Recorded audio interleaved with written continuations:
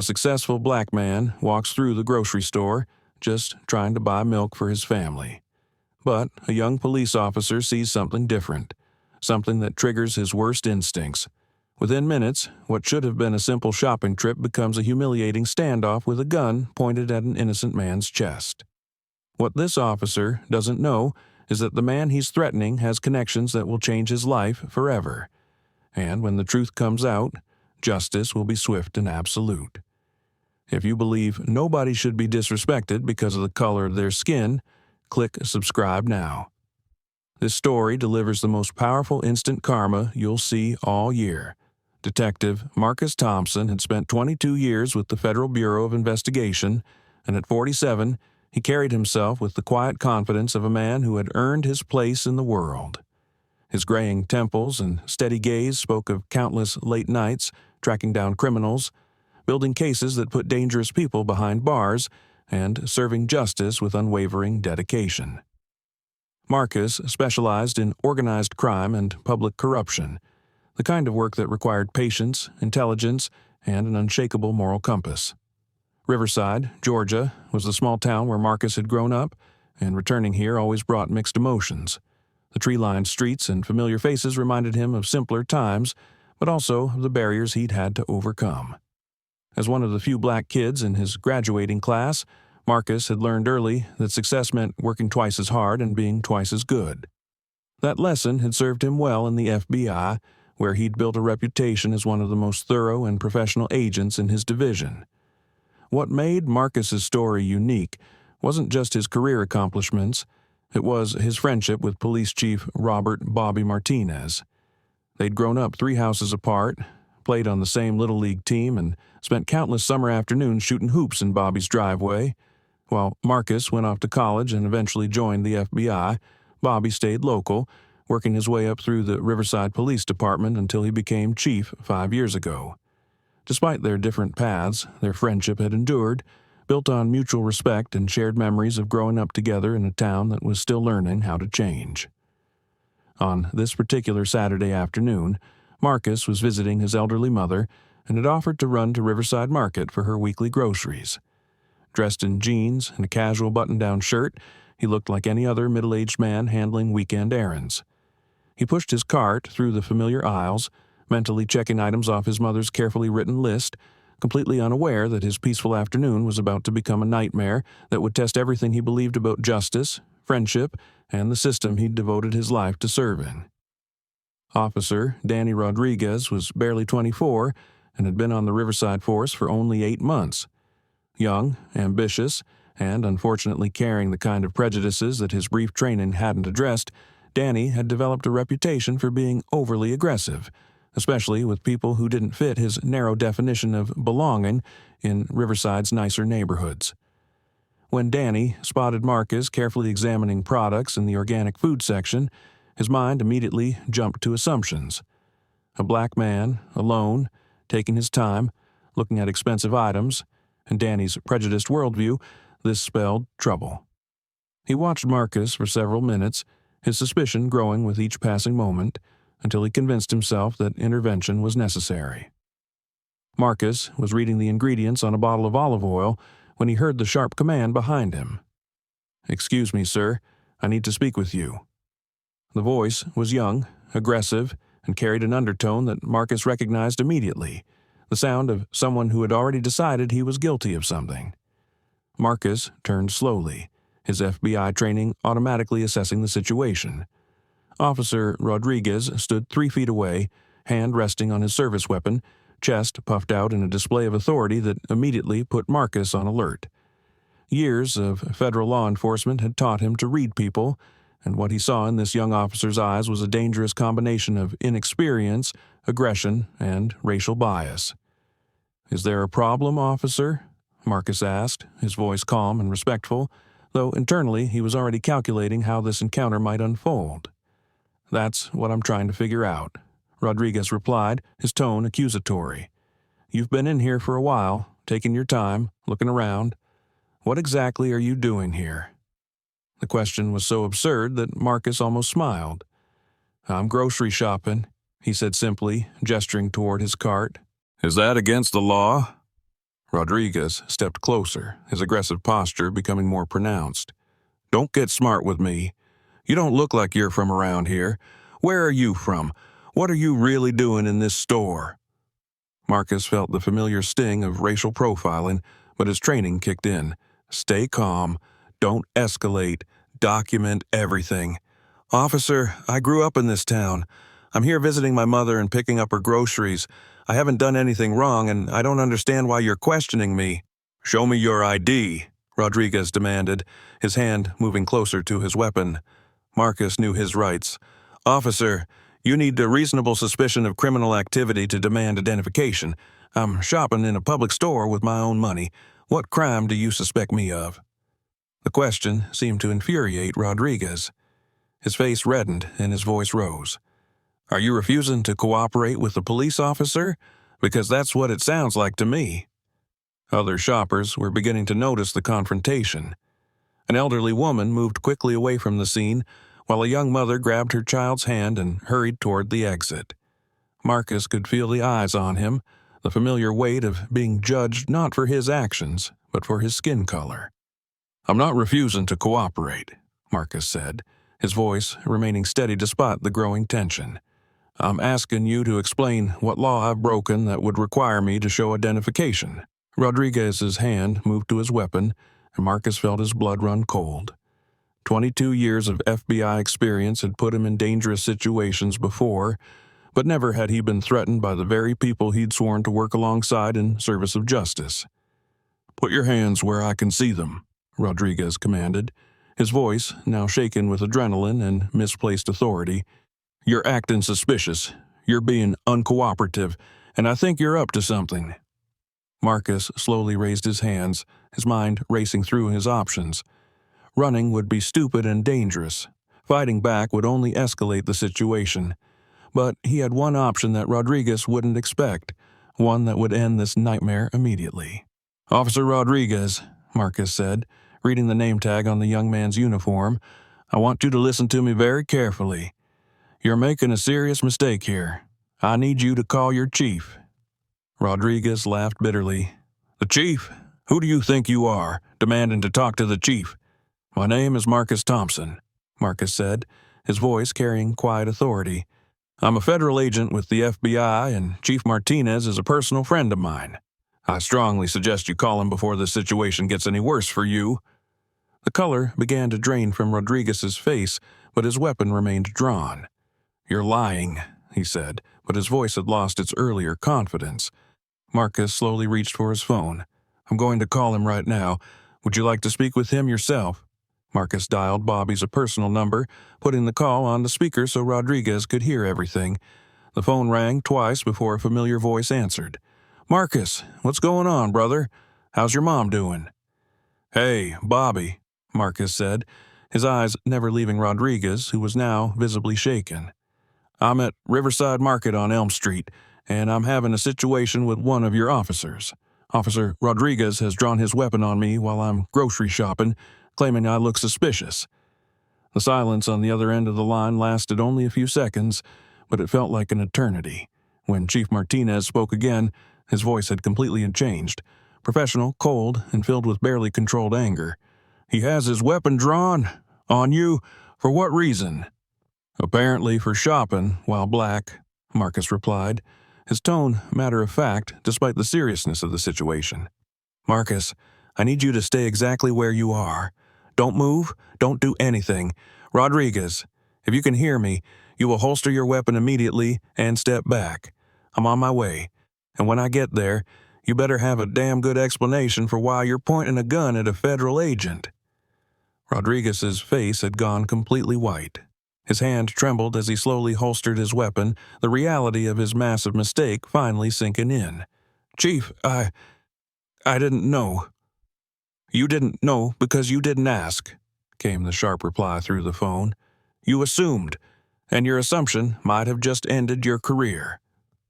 Chief Martinez arrived within 5 minutes, and his expression told the whole story. Marcus had seen that look before, during their teenage years when Bobby caught someone picking on smaller kids. It was the look of someone who was not just angry, but personally betrayed by an injustice committed under his watch. Bobby approached Marcus first, his concern genuine and immediate. "Are you okay? Did he hurt you?" "I'm fine," Marcus replied, though they both knew the damage went deeper than physical harm. "Just frustrated and, frankly, humiliated." Chief Martinez turned to Rodriguez, who was standing several feet away, his face pale and his hands visibly shaking. "Officer Rodriguez, explain to me why you drew your weapon on this man." Rodriguez stammered through an explanation that became less coherent with each word. He mentioned suspicious behavior, uncooperative attitude, and a feeling that something wasn't right. With each word, Chief Martinez's expression grew darker. "Let me understand this correctly," Martinez said, his voice dangerously quiet. "You saw a black man grocery shopping, decided he looked suspicious based on absolutely nothing, demanded his identification without cause, and when he rightfully questioned your authority, you drew your weapon on him?" "Chief, I thought—" "You thought what? That being black in a grocery store is a crime? That questioning an unlawful detention justifies threatening someone's life?" Rodriguez had no answer. His career was over, and everyone in that store knew it. Purpose: show the swift and thorough response of true justice as the system corrects itself. Chief Martinez didn't waste time with lengthy speeches or public displays. His response was swift, professional, and absolute. "Officer Rodriguez, you are suspended immediately pending a full investigation. Turn in your badge, your weapon, and your radio right now." Rodriguez's hands shook as he removed his badge, his eyes filled with tears that Marcus suspected were more about his lost career than any genuine remorse. The young officer had learned a harsh lesson about the cost of prejudice, but the lesson had come too late. Within the hour, Chief Martinez had initiated a formal internal affairs investigation. The grocery store's security cameras had captured the entire incident, providing clear evidence of Rodriguez's unprofessional conduct and unjustified escalation. Store employees and customers who witnessed the confrontation were interviewed, their statements painting a clear picture of racial profiling and abuse of authority. Marcus provided a detailed statement, his years of federal law enforcement experience allowing him to present the facts with clinical precision. He described Rodriguez's approach, his demands for identification without reasonable suspicion, his escalating aggression, and, finally, his decision to draw a weapon on an unarmed citizen engaged in lawful activity. The internal affairs investigation moved with unusual speed, driven by the seriousness of the allegations and the clear evidence available. Rodriguez was interviewed multiple times, his story changing slightly each time as he tried to justify his actions. His attempts to claim he felt threatened fell apart when investigators reviewed the security footage, which showed Marcus remaining calm and cooperative throughout the encounter. The disciplinary review board convened within a week, consisting of Chief Martinez, the internal affairs commander, and 2 senior officers from outside the department to ensure impartiality. They reviewed the evidence methodically: the security footage, witness statements, Marcus's official complaint, and Rodriguez's inconsistent explanations. Marcus chose not to attend the hearing in person, but his written statement was powerful and direct. He didn't seek revenge or demand punishment. Instead, he focused on the broader implications of Rodriguez's actions. He wrote about the damage such behavior does to community trust, the danger it poses to public safety, and the particular harm it causes to police-community relations in minority neighborhoods. Officer Rodriguez's actions that day weren't just wrong, they were dangerous, Marcus wrote. He made decisions based on racial bias rather than observable behavior, escalated a non-existent situation into a potentially deadly encounter, and showed complete disregard for constitutional rights. "This isn't about me. I had the resources and connections to protect myself. This is about the countless other citizens who might not be so fortunate." The review board's decision was unanimous and swift. Officer Rodriguez was terminated immediately, his law enforcement certification revoked, making it impossible for him to work as a police officer anywhere in the state. Chief Martinez issued a public statement emphasizing the department's commitment to professional standards and constitutional policing, making it clear that discriminatory behavior would not be tolerated under any circumstances. In the days following Rodriguez's termination, Marcus faced a decision that would define not just his own response to the incident, but potentially set a precedent for how such cases were handled in the future. His FBI colleagues suggested he file a federal civil rights lawsuit. The evidence was overwhelming, and a successful case could result in significant financial compensation and additional reforms to the police department. Marcus sat in his mother's kitchen, the same kitchen where he'd done homework as a child and dreamed of a career in law enforcement. His mother, who had lived through the civil rights era and understood both the progress made and the work still to be done, listened as he wrestled with his options. "You could pursue this further," she said quietly. "You have every right to, and you'd probably win. But what do you really want to accomplish?" Marcus considered the question carefully. Rodriguez had been fired and would never work in law enforcement again. Chief Martinez had implemented new training requirements for all officers, focusing specifically on constitutional rights and implicit bias. The department had issued a public apology and commitment to reform. "I want to make sure this doesn't happen to someone else," Marcus finally said. "Someone who doesn't have my resources or connections." His mother nodded. "Then you have to decide what sends that message most clearly: more punishment for him or more prevention for the future." Marcus made his choice, and it surprised everyone. Instead of pursuing a lawsuit, he approached Chief Martinez with a different proposal. He would donate his time to help develop a comprehensive training program for the Riverside Police Department, one that would address not just the legal requirements of police work, but the human impact of racial bias and the importance of treating every citizen with dignity and respect. The program Marcus developed drew on his decades of federal law enforcement experience, incorporating real-world scenarios, constitutional law training, and mandatory sessions on recognizing and overcoming implicit bias. Every officer in the department would be required to complete the training, and new recruits would receive additional mentoring to ensure they understood not just the technical aspects of police work, but the sacred trust that came with wearing a badge. Chief Martinez embraced the program wholeheartedly, seeing it as an opportunity to transform his department into a model for community policing. The training sessions were intense and sometimes uncomfortable, forcing officers to confront their own biases and examine how those biases might affect their interactions with the public. One of the most powerful elements of the program was Marcus's willingness to share his own story. He spoke to officers about what it felt like to be judged by his skin color rather than his character, about the fear he experienced when Rodriguez drew his weapon, and about the lasting impact such encounters have on individuals and communities. "I've spent 22 years serving this country," Marcus told a room full of officers during one training session. "I've pursued dangerous criminals, built cases that kept communities safe, and worked alongside law enforcement officers I consider heroes. But in 5 minutes, Officer Rodriguez reduced me to nothing more than a stereotype. That's not just wrong. It's dangerous for all of us." The program expanded beyond Riverside, with other departments requesting similar training. Marcus found himself traveling throughout the state, sharing his expertise and his story, turning his painful experience into a force for positive change. The incident that could have destroyed his faith in the system instead became a catalyst for making that system better. Rodriguez, meanwhile, had left town and was working in construction, his law enforcement career over before it had really begun. The young man had learned a hard lesson about the cost of prejudice, but Marcus hoped that lesson might prevent him from carrying those same biases into whatever work he did next. 2 years later, the Marcus Thompson Training Initiative had become a model program, adopted by police departments across 3 states. What started as a response to one officer's misconduct had evolved into a comprehensive approach to community policing that emphasized constitutional rights, cultural sensitivity, and the fundamental principle that every citizen deserves to be treated with dignity and respect. The Riverside Police Department had been transformed.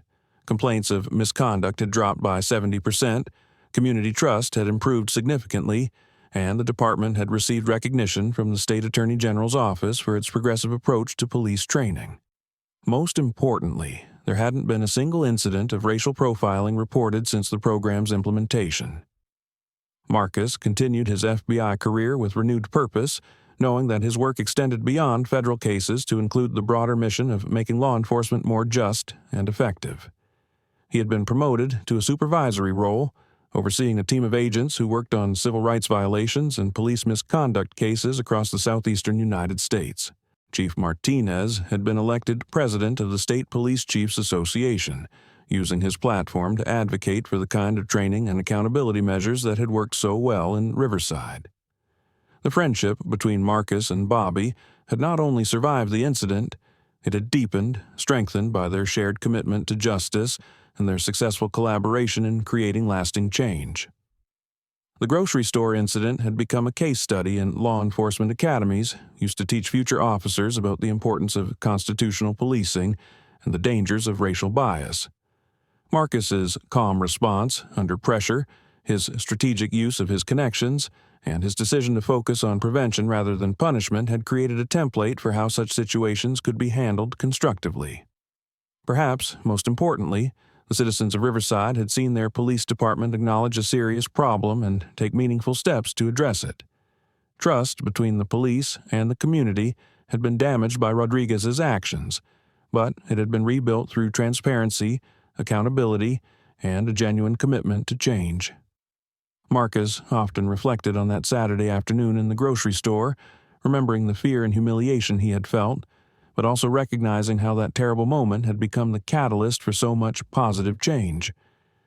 Justice, he had learned, wasn't just about punishment. It was about making sure the same injustice never happened again. The story of Marcus Thompson and Officer Rodriguez became more than just another case of racial profiling. It became proof that the system could work when good people chose to do the right thing. Chief Martinez's swift response, the thorough investigation, and Marcus's decision to focus on education rather than litigation had created a model that other departments could follow. Marcus had learned that true justice wasn't just about punishing wrongdoing, it was about preventing it from happening again. By transforming his painful experience into a force for positive change, he had honored not just his own dignity, but the dignity of every person who had faced similar discrimination. The badge that Rodriguez had worn so carelessly had been stripped away, but the institution it represented had been strengthened. Sometimes, the most powerful response to injustice isn't revenge. It's making sure that injustice can never happen again. What do you think is more powerful, seeking punishment for wrongdoing or working to prevent it from happening again? Share your thoughts in the comments, and if you believe in the power of positive change, hit subscribe for more stories of justice and accountability.